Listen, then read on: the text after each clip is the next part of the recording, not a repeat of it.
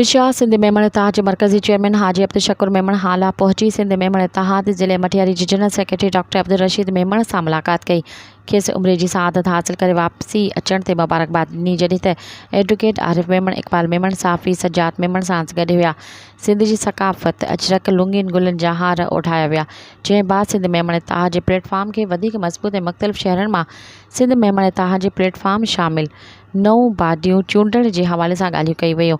इन मौक़े ते सिंध मेमण इत्तेहाद जे मरकज़ी चेयरमैन हाजी अब्दुल शकूर मेमण चयो त सिंध जे मेमण बिरादरी पढ़ियल लिखियल ऐं बाशऊर क़ौम आहे। असांजे वालिद मरहूम हाजी अब्दुल रज़ाक मेमण हमेशह पंहिंजी क़ौम जी ख़िदमत कई, उन्हनि लाइ जाखोड़ कई। असां बि इन मिशन खे अॻिते वधाइण जी भरपूर कोशिशि करे रहिया आहियूं। हुन चयो त मेमण बिरादरी जे हर ॾुख सुख में गॾु आहियूं, कंहिंखे बि अकेलो न छॾींदासीं, सभिनी खे गॾु खणी हलंदासीं। बाबा साईं जे मिशन ते इनशा अल्लाह पूरो लहंदसि। सिंध मेमण इत्तेहाद जो हिकु ई प्लेटफॉर्म आहे जंहिंजो असल बुनियादु असांजे बाबा साईं मरहूम हाजी अब्दुल रज़ाक मेमण विधो हो। असां सभिनी इन सिंध मेमण इत्तेहाद में शामिल आहियूं। इन मौक़े ते शमसुल हक़ मेमण, डॉक्टर क़मरुद्दीन मेमण, शहाबुद्दीन मेमण, इल्मुद्दीन मेमण समेत ॿियूं अहम शख़्सियतूं मौजूदु हुयूं।